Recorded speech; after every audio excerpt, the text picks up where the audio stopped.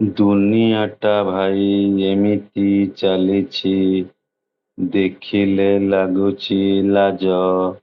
ଭାରତ ମାତାର ଶିକ୍ଷିତ ସନ୍ତାନ ଆଜି ତା ପାଇଁ ବୋଝ।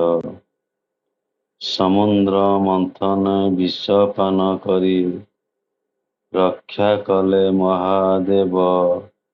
ଆଜି ଦୁର୍ନୀତିର ମହାସମୁଦ୍ରରେ ସାହାତ କିଏ ସେ ହବ?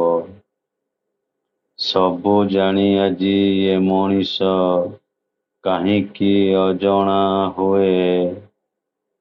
ଅସତ୍ୟ ଦୁର୍ନୀତି ଘରେ ଘରେ ଆଜି ଆନନ୍ଦରେ ଜନ୍ମ ନିଏ।